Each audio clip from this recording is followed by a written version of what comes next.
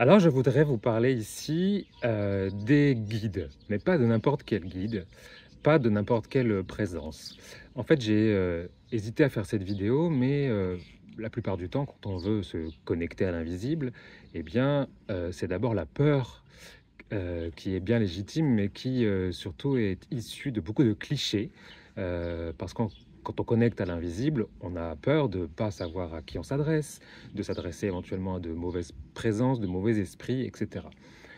Ce sujet a été évidemment largement partagé, réfléchi, débattu par des siècles et des siècles de religion, d'inconnus. C'est bien normal quand on parle d'invisible qu'il y ait de l'inconnu. Est-ce qu'il y a des guides négatifs? Est-ce qu'il y a des guides dangereux? Est-ce qu'il y a des présences dangereuses? Est-ce qu'il y a des présences négatives? Est-ce qu'il y a des démons? Est-ce qu'il y a des diables? Est-ce qu'il y a différents personnages comme Lucifer, comme Satan? Eh bien, tout simplement, aujourd'hui, j'ai décidé de parler de ces tabous et de parler de ces sujets qui, en général, font peur depuis des siècles. Est-ce qu'il y a des présences négatives? Pourquoi pas? Je n'ai pas la science absolue et infuse, mais je vais vous apporter mon point de vue. Je pense qu'il y a des présences, en effet, qui n'ont pas les mêmes objectifs que nous. Est-ce que quand quelqu'un n'a pas le même objectif que nous dans la vie, en tant que personne incarnée, nous le décririons pour autant comme une présence négative? Pas forcément. Est-ce qu'il y a des personnes qui ont des conséquences négatives parce qu'ils prennent des choix, ils font des choix à notre place, parce qu'ils nous donnent des mauvais conseils, etc. Peut-être. C'est différent d'être négatif en soi et d'avoir des conséquences négatives avec parfois de bonnes intentions. On dit d'ailleurs que l'enfer est pavé de bonnes intentions. Pour essayer de déblayer un peu ce sujet, j'ai envie de retourner au langage, aux mots. Parce que ce qui nous limite souvent en tant que personne humaine, ce sont nos conceptions, nos croyances, mais qui sont aussi retranscrites par les mots. Et quand on parle des mots, eh bien, ce qui est intéressant, c'est de retourner à l'étymologie. L'étymologie, je vais faire une liste de mots avec vous et on va essayer de comprendre finalement ce qui se cache potentiellement comme réalité, de l'autre côté certes, mais comme réalité de ce que recouvrent ces mots. Par exemple, si on prend le mot enfer, l'origine étymologique du mot enfer, ça signifie en fait qui est en dessous. En dessous, ça veut dire plein de choses potentiellement, mais ce n'est pas forcément négatif. Ce qui est en dessous de nos pieds, c'est la terre. Ce qui est en dessous de nous, c'est le centre de la terre. Ce qui est en dessous de nous, c'est les petites taupes dans le jardin. Ce sont des vers de terre, etc. C'est peut-être là aussi parce que nous ne voyons pas ce qu'il y a en dessous que ça nous paraît comme quelque chose de négatif. Alors oui, bien sûr, l'enfer, dans les croyances religieuses, c'est ce qui nous arrivera quand on sera mort et éventuellement, selon les croyances religieuses, encore une fois, c'est si nous avons fait du mal, si nous devons payer en fait les conséquences de nos actes dans cette vie, c'est ce qui nous attend. Peut-être qu'en fait, il y a un enfer, non pas quelqu'un qui nous accueille et nous fait choisir une porte ou l'autre en fonction de ce que nous avons fait, mais peut-être c'est se retrouver face à ses propres responsabilités de l'autre côté en tant qu'âme, et on peut se retrouver dans un enfer intérieur, dans un enfer finalement de peser le pour et le contre de ce que nous avons fait. C'est ça le jugement dernier, c'est finalement un jugement personnel, intérieur, un jugement de conscience, en son âme et conscience, de l'autre côté, mais on le fait aussi d'ailleurs en étant incarné, eh bien nous jugeons ce que nous allons, ce que nous méritons finalement de l'autre côté en tant qu'âme, et c'est un chemin spirituel qui continue de l'autre côté. Donc en fait, ce qui est en dessous, c'est peut-être aussi ce que nous ne voyons pas, et peut-être tout simplement, si on va aussi dans si on revient à l'étymologie, encore une fois, c'est ce qui est en dessous, mais c'est aussi le sens de l'état de souffrance, hein, ce qu'on retrouve quand on est de l'autre côté et qu'on se retrouve face à soi-même, finalement, face à sa conscience, puisque nous ne sommes plus que conscience de l'autre côté. Cet état de souffrance, nous le connaissons aussi en tant que personne incarnée. C'est la souffrance physique, c'est la souffrance émotionnelle, c'est la souffrance morale, c'est souffrir. Là, certains disent que la douleur vient avec la naissance. c'est en étant un corps finalement incarné, limité, avec des douleurs physiques, des maladies évidemment, mais le fait de devoir agir, de devoir être pleinement au monde, quand on parle philosophie, quand on parle même plutôt bouddhisme que religion, eh bien la souffrance fait partie de l'incarnation. Alors peut-être que cet enfer, qu'on soit en vie ou mort, eh bien c'est peut-être un état qui est à voir plus largement que quelque chose d'extrêmement dangereux, négatif. Alors dans cet enfer, dans ces enfers, puisque les religions parlent des enfers, comme s'il y en avait plusieurs strates peut-être de conscience, de réflexion, eh bien il y a des personnages. Alors ces personnages, bien connus, je vais vous en citer certains, nous avons une difficulté en tant qu'être humain, c'est à, comment dirais-je, à concevoir, à avoir des concepts. Et depuis toujours, nous avons eu besoin de personnifier, de personnaliser, on pourrait même dire d'anthropomorphiser, c'est-à-dire donner une forme humaine à finalement des choses qui sont des concepts, parce que notre esprit a besoin de simplifier les choses. Donc nous avons depuis toujours donné des visages, des personnages et même des noms à des concepts. Alors on va en faire la liste. Par exemple, le démon. Le démon, c'est l'origine grecque, c'est le daemon, D-A-E-M-O-N. À l'origine, c'est un esprit, un génie, ni bien ni mal. Il a été, j'ai envie de dire, sali, peut-être en tout cas rendu négatif par les religions, parce qu'il fallait nous empêcher de faire le mal, il fallait nous empêcher de devenir des êtres impurs. On a longtemps, certaines personnes croient que c'est une punition d'être ici incarné. On a fait porter aussi l'impureté, non pas juste sur nos actes, mais sur notre nature. Les femmes ont longtemps été considérées comme étant impures, ou quand elles avaient particulièrement leurs règles, elles étaient considérées comme impures. En fait, il faut considérer plutôt le démon, le daemon, à l'origine, comme tout simplement l'esprit. Notre difficulté à accueillir notre esprit dans notre incarnation. Finalement, notre démon intérieur, quelque part, est à l'œuvre en permanence, puisque nous essayons toujours de faire le bien, d'être une bonne personne, d'agir selon des principes des vertus, des morales, etc.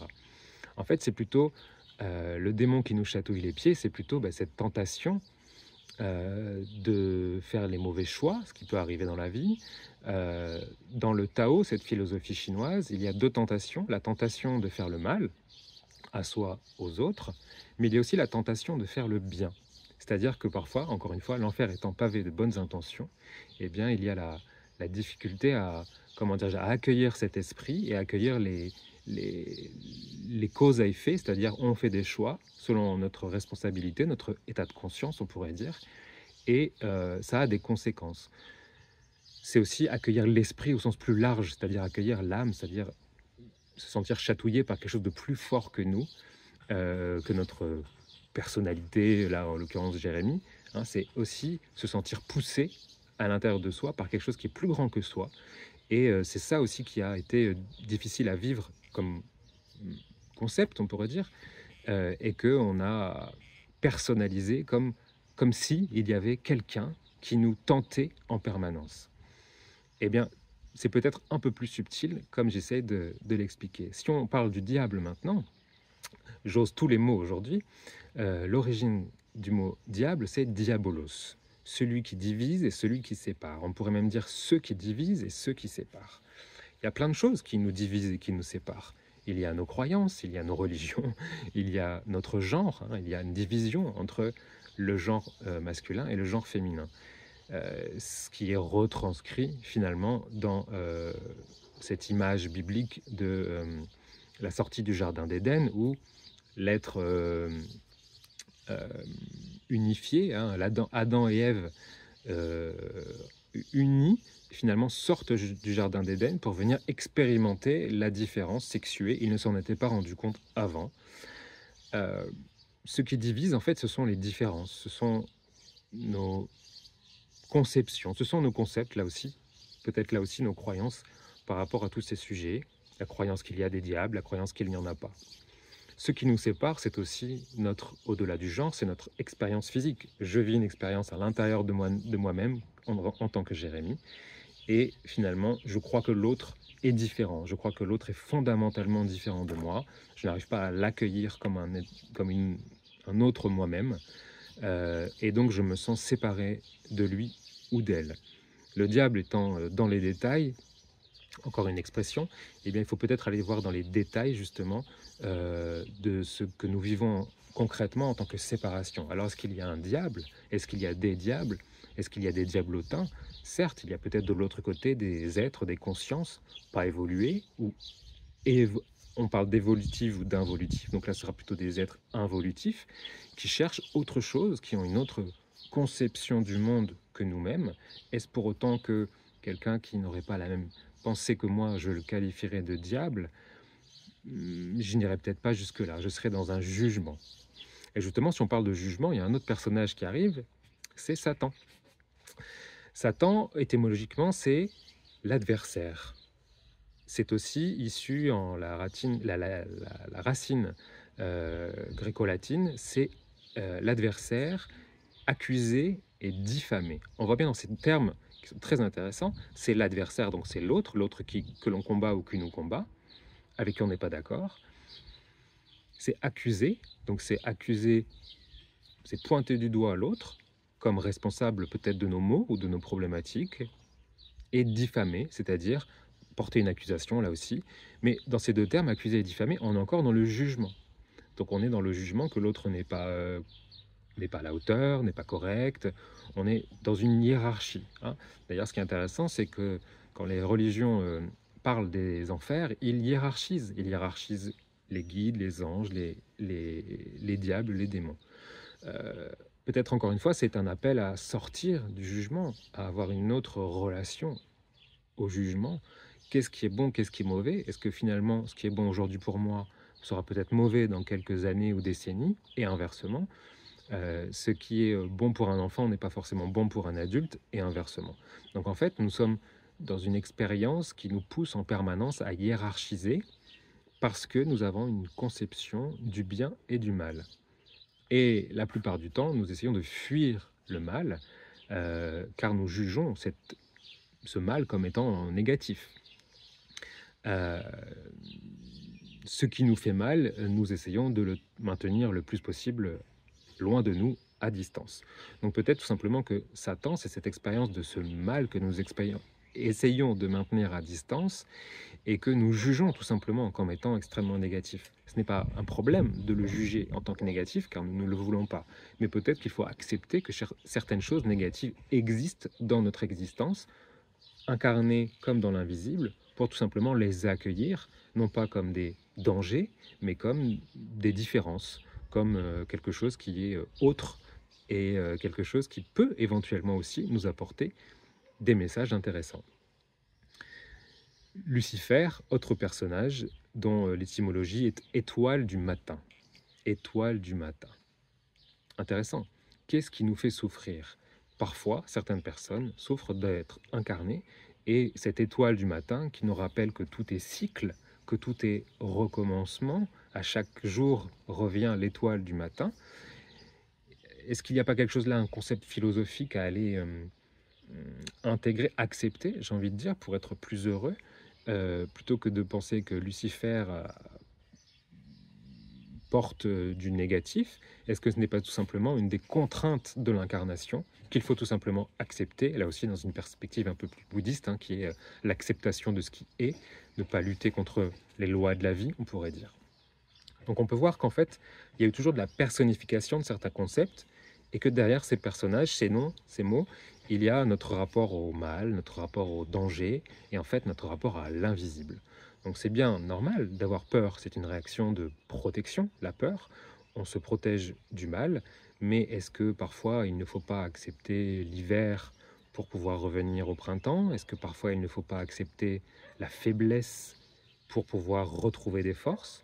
Est-ce que, par exemple, la fatigue, la maladie aussi, qui vient nous dire qu'il est temps de se reposer, de reprendre des forces, d'attendre, de patienter. Donc derrière tous ces concepts qui sont très négatif à l'origine, hein, parce que les religions ont besoin de s'asseoir sur des concepts très caricaturaux, négatifs, pour forcer finalement les êtres à n'être que dans le bien, à faire bien, et puis à croire aussi, à se soumettre à des concepts beaucoup plus positifs. Donc est-ce qu'il y a des êtres négatifs de l'autre côté? Certes, mais est-ce que ces êtres négatifs sont à combattre, à craindre? Je dirais peut-être pas forcément. Il y a parfois même des êtres, quand on fait des passages d'âme, qui nous demandent non pas qu'on les aide à avancer dans la lumière, car certes nous voulons tous être des bonnes personnes, à aider, à avancer, mais il y a des êtres qui nous demandent plutôt qu'on les aide à descendre. Là aussi on pourrait dire dans les enfers. Parce qu'ils ont besoin euh, qu'on les respecte, premièrement. Ils ont besoin qu'on les accompagne à se retrouver dans leurs émotions, dans le néant dans lequel ils ont l'impression d'être. Donc, peut-être qu'il y a des guides qui aussi ont parfois une difficulté à nous accompagner. Est-ce pour autant des guides perdus ou des guides qui ont juste du mal à nous aider? Il y a peut-être tout simplement des guides qui ont du mal à comprendre que nous sommes incarnés et que nous avons d'autres difficultés à gérer. Nous n'avons pas forcément la facilité de les écouter parce que nous avons des difficultés à les écouter. Et peut-être qu'il n'y a pas forcément des êtres qui sont fondamentalement négatifs, mais qui ont des conséquences négatives. Peut-être parce que nous ne les écoutons pas assez, peut-être parce que nous les refoulons, comme toutes ces choses que nous ne voulons pas voir, toutes ces choses qui nous mènent finalement dans le déni ou dans le combat envers les lois de la vie finalement, avoir un corps physique, avoir des cycles, comme la nature nous le rappelle en permanence. Et en fait, ça nous ramène tout ça à notre responsabilité. Que faisons-nous? Que faisons-nous de nos guides? Que faisons-nous des présences négatives autant que positives? Que faisons-nous avec ces présences? Eh bien, nous avons deux choix, c'est-à-dire lutter contre ou les accueillir et en apprendre tout autant que de nos guides et des présences positives de nos défunts, etc. Là aussi, c'est une question d'accueil, d'acceptation, de conception. Et je pense que quand on retourne vers les mots, vers les termes, il y a toujours de la lumière qui jaillit, même quand on parle des personnes, des personnages ou des concepts qui ont apparemment des choses négatives à nous apporter. On a plein d'exemples dans nos connexions canalisées, médiumniques, etc., qui nous appellent à sortir du jugement, à reprendre notre responsabilité et des peurs pour pouvoir tout simplement être plus heureux. Voilà, j'espère que ça vous aura éclairé sur ces caricatures et n'hésitez pas à me poser évidemment vos questions en commentaire.